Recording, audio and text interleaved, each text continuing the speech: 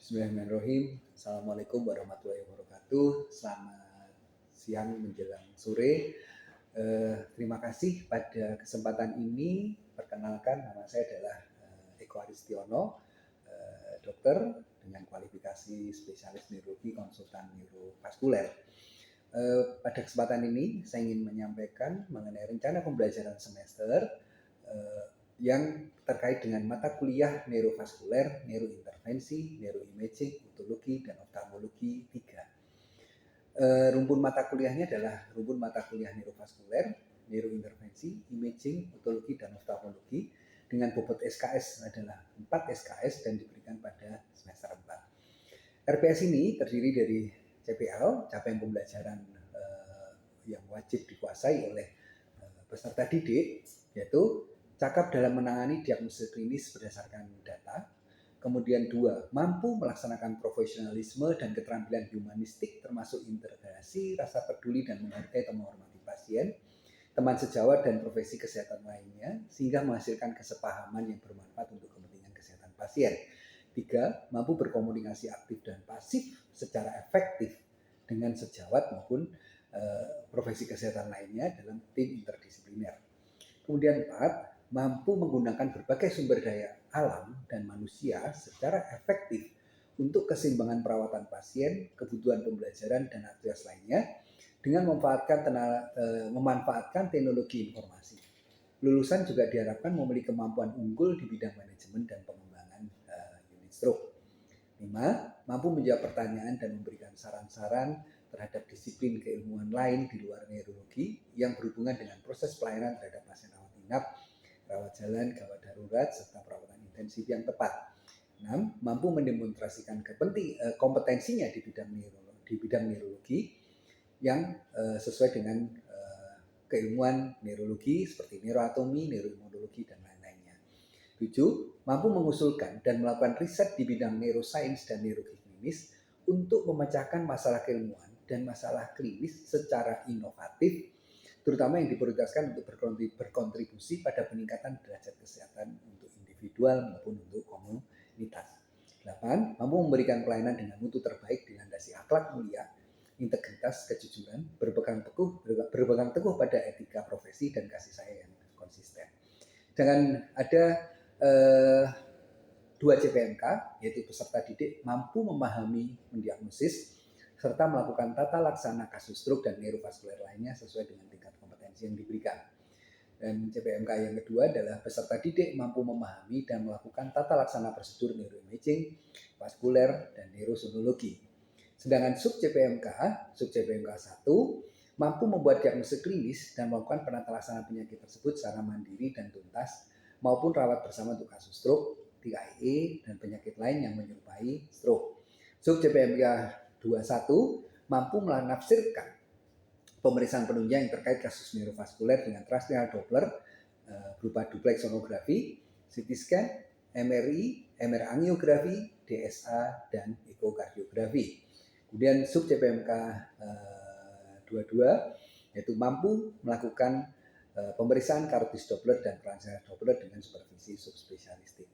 Simpulannya, deskripsi dari rencana mata kuliah ini dianggap bahwa neurovaskuler, neurointervensi, imaging, otologi, dan oftalmologi merupakan bagian dari neurologi yang khusus mempelajari seluruh gangguan pada kelainan neurologi pada pembuluh darah dengan penyebab yang mendasari, serta tata laksana intervensi pada kelainan pembuluh darah, proses diagnosis melalui pencitraan, serta semua gangguan neurologi yang berkaitan dengan sistem otologi dan oftalmologi, serta tata laksana.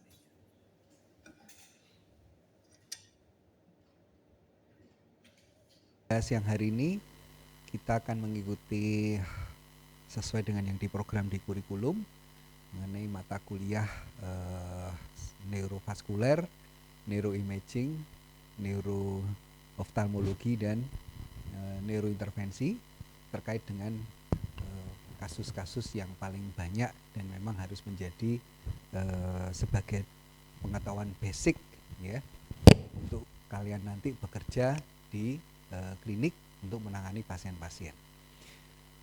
Di sini yang akan kita uraikan salah satunya adalah mengenai patofisiologi stroke itu sendiri. Dan ini patofisiologi memang menjadi dasar semua eh, yang harus dipahami, karena patofisiologi kan pasti akan tetap ya. Cuman bagaimana cara penanganannya, bagaimana cara mendiagnosenya itu yang mungkin akan berubah sesuai dengan kemajuan teknologi. Nah, tugas kalian sebagai seorang neurolog nantinya pasti ilmu atau kemajuan teknologi pada saat kalian nanti lulus juga sudah berbeda dari sekarang, ya. Jadi nanti silahkan kalian kembangkan, tapi ini adalah dasar yang memang harus kita kuasai.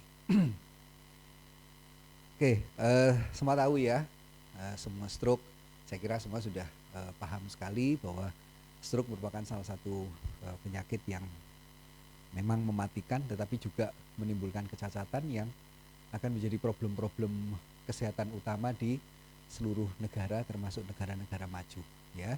Karena kenapa? Dia menimbulkan kecacatan. Nah, masalahnya kecacatan ini akan mempengaruhi kualitas hidup, ya. Dengan kualitas hidup yang menurun, sekalipun usia harapan hidup itu panjang, tapi kalau kualitas hidupnya menurun itu akan menimbulkan dampak, baik dampak sosial, dampak ekonomi, kemudian dampak psikososial, dampak budaya dan lain sebagainya, ya. Nah, nanti kalau memang ada yang kurang jelas bisa langsung ditanyakan, ya, kita terbuka aja. Oke. Nah, seperti kita ketahui, stroke ada dua macam, ada hemorrhagic stroke, kemudian ada stroke infark. Jadi stroke dibagi menjadi dua, ada hemorrhagic stroke dan ada infark. Nah, infark sendiri itu dibagi menjadi ada infark trombosis, ada infark emboli. Sedangkan ICH atau perdarahan otak itu bisa dibagi menjadi intracerebral hemorrhage maupun subarachnoid hemorrhage. Ini menjadi dasar. Dan kita harus ingat bahwa stroke itu sendiri itu adalah gangguan, definisi stroke ya. Organnya ada dua sebenarnya yang kena. Selalu yang saya tekankan ini adalah ada dua organ, yaitu gangguan pada sel otak, kemudian juga gangguan pembuluh darah otak. Kalau kita ngobati stroke, tolong ingat outcome-nya bukan sekedar orangnya bisa jalan lagi, ya. Dan diagnostiknya pun kita juga jangan hanya berpikir bahwa orang ini ada gejala neurologi saja. Stroke selalu, begitu kita ketemu kasus stroke, yang selalu harus kita ingat adalah gangguan pada sel otak, gangguan pembuluh darah otak. Karena nanti sebagai contoh seringkali di praktek klinik kita ketemu ada pasien yang, dok, apakah saya harus minum obat terus, obat pengencer darah terus? Ya, sayangnya sebagian kita terjebak. Padahal yang harus kita ingat, obat pengencer darah bukan memperbaiki otak. Obat pengencer darah untuk memperbaiki gangguan pada pembuluh darah otak yang berakibat pada gangguan otak tadi. Ya, oke. Ini sedikit gambaran apa yang terjadi pada pembuluh darah otak kita. Tadi kan kita ngomong ada gangguan pada otak, ada gangguan pembuluh darah otak, ya. Nah, pertanyaannya adalah, soal ini saya ambil contoh pada small vessel disease, jadi stroke yang terjadi pada pembuluh darah otak yang kecil. Kenapa itu saya jadikan contoh? Karena memang di sini patofisiologinya yang sudah paling jelas dan sudah pernah diteliti. Pada large vessel variasinya lebih banyak lagi. Jadi selalu muncul pertanyaan, sama-sama hipertensi, sama-sama diabetes, khususnya pada small vessel itu adalah hipertensi terutama faktor risikonya, ya. Kapan dia jadi occluded, kapan dia jadi hemorrhage, kapan dia pecah, itu sangat tergantung dari respon yang ada di dinding pembuluh darah. Pada yang perdarahan atau pecah, kita lihat seperti di sini, ya.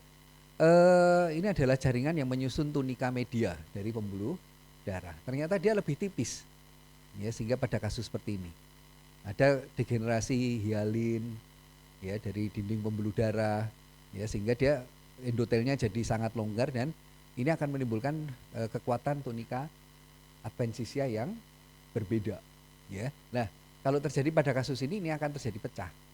Sementara kalau pada yang ini terjadi reaksi di mana terjadi penebalan pada dinding pembuluh darah. Nah, ini memang kita nggak tahu, teman sebetulnya bukan nggak tahu ya, ini dari genetik, pemeriksaan genotip itu bisa dilihat, ya.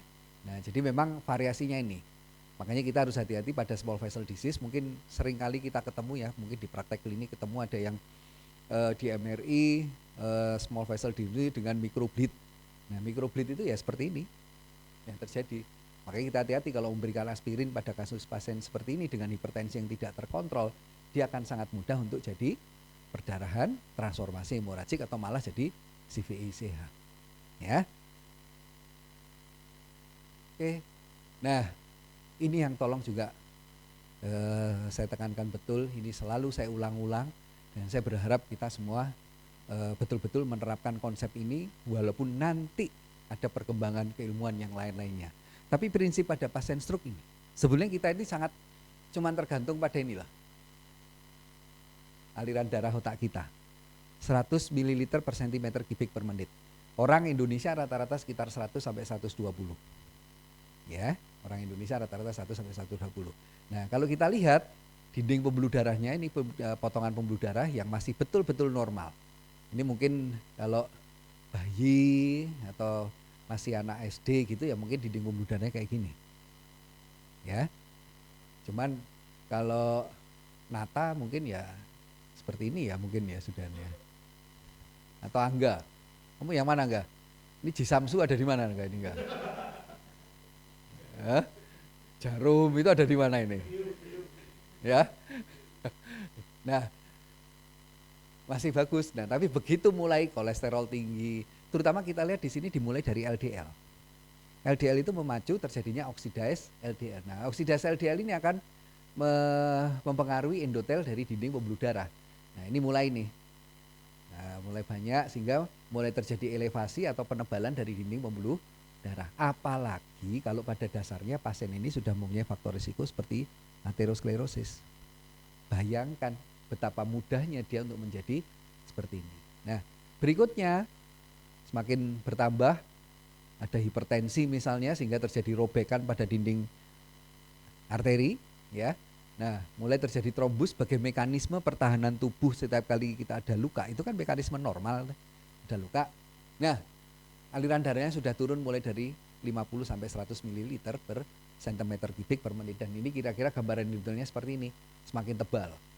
Nah, di sini juga ini mulai tambah nemen lagi. Ditambahi tadi bebek geprek, bebek sinjai atau apalagi ya? Yang sering Nah, atau nasi goreng di belakang tenda biru apa-apa itu ya. Nah, sehingga alirannya mulai kurang dari 20 sampai 50 ml per cm kubik per menit. Nah, stroke itu terjadi pada saat aliran darahnya itu kurang dari 20 ml per cm kubik per menit dan biasanya gambaran arterinya seperti ini. Jadi sudah buntu. Ya. Nah, ini penting karena nanti juga akan menjadi konsep dasar bahwa stroke itu sebetulnya bisa dicegah. Asal kita bisa tahu ada di pasien ini ada posisi di mana. Selama ini kita melakukan tata laksana pada pasien stroke, sebagian besar kan yang sudah di sini kan. Sudah buntu dan sudah kadang ada gejala stroke, ya. Nah, sehingga kita kayak sepak bola kita cuma bisa main bertahan. Padahal sebenarnya dengan skema atau diagram seperti ini dan patofisiologi dasar seperti ini, harusnya kita bisa dong tahu kapan ini terjadi dan bagaimana kita mengatasi. Karena setiap kali penurunan akan menimbulkan kerusakan sel. Jadi stroke memang terjadinya mendadak. Gejalanya mendadak, tapi proses kerusakan otak dan proses kerusakan pembuluh darah otak sebetulnya tidak mendadak. Ya, jadi harusnya nah itu yang menjadi kesempatan kita untuk mencegat jangan sampai orang jadi stroke. Termasuk juga mengembalikan kalau orang sudah di sini bisa nggak sih kita kembalikan seperti di sini? Ya, harusnya bisa. Cuman susah. Karena tadi sudah biasa makan bebek ya. Nah, dilarang itu ya belum tentu mau berhenti. Ya enggak? Ya. Oke. Kalau dari sini agak kejauhan ya. Nah, di sini saya ingin menunjukkan yang terjadi pada otak kita setiap kali terjadi stroke. Ya. Jadi kan kalian pasti bisa membayangkan, ini seringkali saya tampilkan juga. Begitu stroke, sudah ada bagian otak yang rusak. Nah, kita harus ingat ada daerah otak yang mengalami penumbra atau yang setengah mati. Kemudian bagian otak yang mengalami yang masih normal. Nah, ini contohnya. Jadi begitu ada sumbatan di sini, Di sini misalnya, ini ada daerah yang mengalami penumbra yang masih setengah mati, di mana alirannya mungkin masih sekitar di atas 20. Sementara kalau yang sudah mengalami infak, itu pasti aliran darahnya kurang dari 20. Ya. Nah, jangan pernah bermimpi atau bisa, kalaupun kita melakukan, kita buka sumbatannya di sini, terus kemudian yang di daerah infak ini akan kembali normal, enggak. Secara histologi namanya infak ya sudah infak. Ya kan? Justru PR kita itu ada di sini. Ada di daerah yang kita sebut dengan ischemic penumbra ini. Itu adalah daerah yang sangat dinamis, yang masih setengah mati. Jangan sampai berlanjut menjadi daerah sel otak yang mengalami kematian. Ini penting, sekalipun ini terjadi infak, daerah yang menjadi ischemic penumbra nanti akan menjadi daerah semacam penyangga dan juga daerah yang menggantikan sel otak. Dalam hal ini peran sel otak, kita tahu bahwa otak bekerja sesuai dengan selnya masing-masing, yang fungsinya akan diambil alih oleh daerah yang penumbra. Ini akan membantu perbaikan gejala neurologi yang dialami oleh pasien stroke. Jadi sekalipun pasien itu datang terlambat lewati golden period, kita tetap harus berusaha semaksimal mungkin untuk, karena kenapa? Untuk menghalangi supaya iskemik penumbranya tidak katut jadi daerah yang infak atau tidak ikut menjadi daerah yang infak. Dan ini semua begitu kita ngomong sudah terjadi ini, makanya kenapa gula darah acak harus normal, elektrolit harus normal, ya, suhu badan harus normal. Begitu suhu badan naik, kita harus segera menurunkan. Karena kenapa? Setiap kali peningkatan suhu badan akan meningkatkan apa? Kebutuhan metabolisme tubuh kita. Sementara aliran darahnya masih harus dibagi dengan aliran darah otak, di mana aliran darah otak membutuhkan energi yang cukup besar. Belum otak sendiri dengan peningkatan suhu tubuh, metabolismenya juga ikut tinggi. Jadi kalau metabolisme tinggi, sementara pasokan darahnya berkurang, kira-kira apa yang akan terjadi? Ya, kerusakan lebih lanjut, malah bisa-bisa infak, walaupun mungkin alirannya di atas 20, tapi dia mungkin akan bisa berlanjut menjadi infak.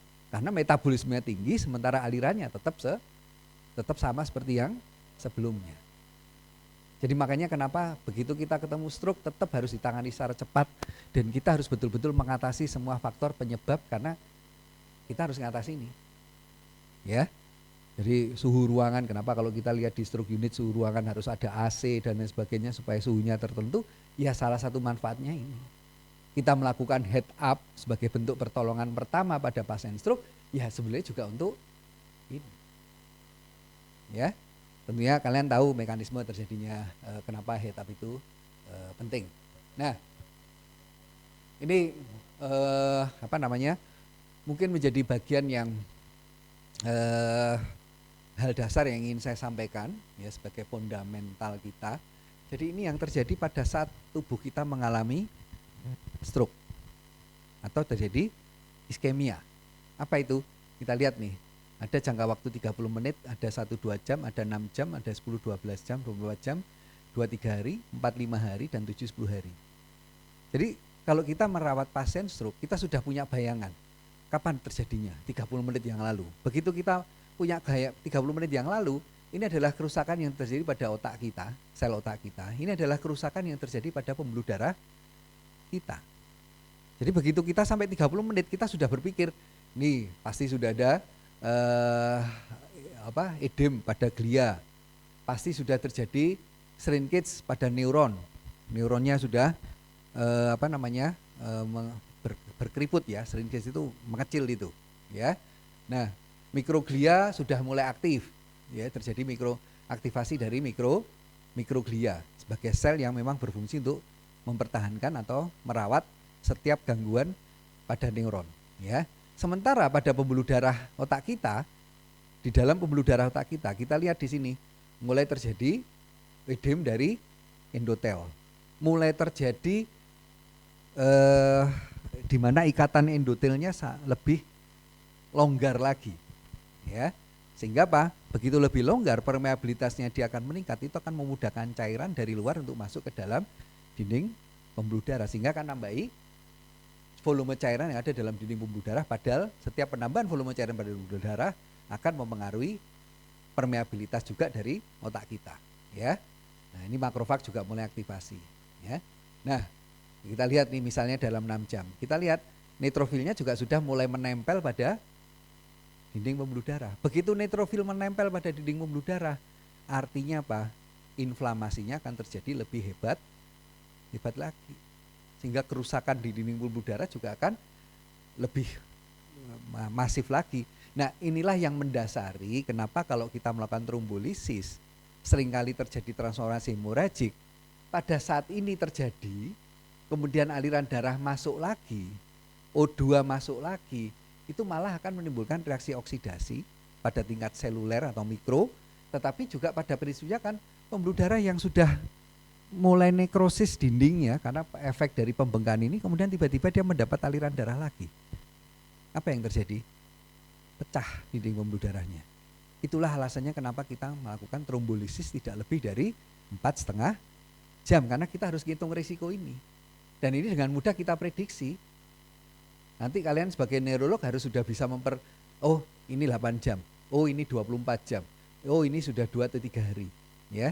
Makanya kenapa kalau sebetulnya perawatan stroke itu kalau kita mau aman adalah sekitar 7 sampai 10 hari, karena kita menunggu ini. Cuman berdasarkan pengembangan yang terbaru, kita tidak hanya ngurusi otak, tapi juga lama dia rawat inap atau dia bedridden. Sehingga sekarang rata-rata kita akan mengambil sekitar 4-5 hari, karena beda 5 hari dengan 7 hari sebetulnya dari tingkat seluler pada dinding pembuluh darah dan pada tingkat seluler sel otak sudah mulai tidak berbeda banyak, ya. Cuman guideline kita masih belum mengatur seperti itu. Nanti pelan-pelan akan diperbaiki. Tapi sebenarnya itu tadi, kalau misalnya terpaksa-terpaksanya memulangkan pasien, ya paling enggak adalah antara 4 atau 5 hari, ya. Jadi memulangkan pasien pun juga ada dasarnya, ya. Oke, nah ini yang terjadi pada dinding pembuluh darah kita. Pada saat fase akut, ya, ini tadi sudah saya ceritakan, ya, masuknya sel, jadi mulai terjadi kerusakan pada dinding sel. Nah, coba kita lihat nih, ini yang ingin saya soroti. Dilepaskan mediator-mediator inflamasi. Kita lihat di sini, begitu proses iskemia pada saat kondisi akut, mulai dirilis adanya VEGF sebagai contoh. VEGF itu kan vascular endothelial growth factor. Dia yang menjaga pembuluh darah supaya tetap berfungsi dengan baik, dan dia yang mempunyai peran untuk timbulnya pembuluh darah yang baru. Mekanisme ini sebetulnya asal mulanya ketemunya justru di neuroonkologi. Proses metastase, kenapa kanker itu bisa metastase? Karena salah satunya ada rilis dari VEGF. Nah, VEGF ini hanya bisa muncul kalau sel kita dalam kondisi yang iskemia. Kalau yang pada metastase itu karena pertumbuhan selnya begitu cepatnya sehingga tidak mampu dicukupi oleh tubuh, pasti akan terjadi iskemia kan selnya. Nah, iskemia ini yang akan memicu timbulnya VEGF. Nah, timbulnya VEGF inilah yang kemudian merangsang untuk timbulnya perbaikan dari dinding pembuluh darah. Cuman kalau di stroke, nah kita akan sangat diuntungkan karena ini memungkinkan dinding pembuluh darah akan bisa diperbaiki atau bahkan terjadi angiografi, ya, angiogenesis, mohon maaf, ya, angiogenesis itu bisa terpicu pada VEGF. Nah, pada pemeriksaan genomik ada beberapa orang yang berdasarkan pasien-pasien yang pernah konsultasi dengan saya, ternyata ada yang genomiknya VEGF-nya mengalami mutasi. Sehingga yang saya sampaikan ke beliau atau ke pasien tadi, hati-hati Anda jangan sampai stroke. Karena kalau Anda sampai stroke, Anda akan sulit pembuluh darahnya berbentuk atau dibentuk lagi. Nggak ada pembuluh darah yang baru lagi karena VEGF Anda genetiknya nggak ada. Positif yang lainnya apa? Nggak kena kanker.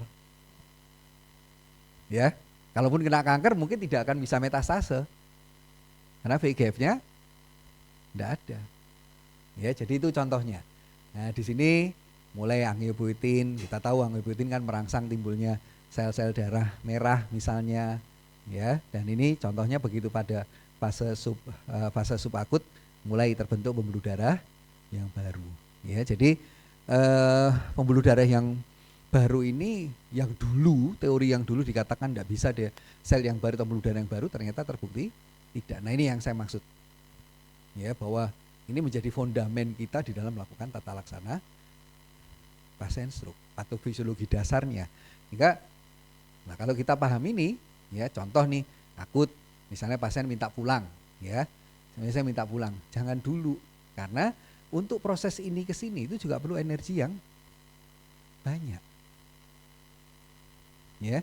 Nah, kalau pasien pulang kemudian di rumah aktif padahal dia sebetulnya otak masih membutuhkan energi yang banyak untuk perbaikan sel otak.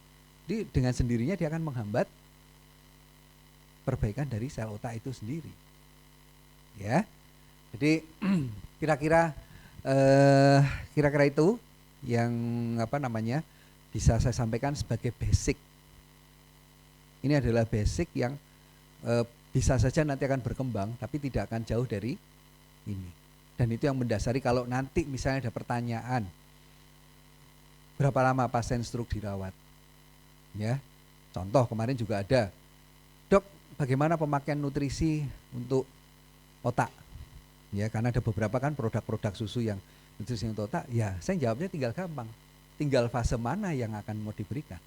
Kalau tadi yang gambaran diagram tadi dia masih 2 jam atau 3 jam atau 4-5 jam sudah diberikan nutrisi buat otak, kira-kira ada gunanya enggak? Enggak ada, wong itu memang masih proses inflamasi yang berjalan. Tapi berbeda pada saat dia sudah masuk pada hari ke-5, di mana di situ sudah mulai memungkinkan ada perbaikan. Jadi badainya sudah lewat. Nah begitu badai sudah lewat ya waktunya bersih-bersih, waktunya membangun ulang dan sebagainya.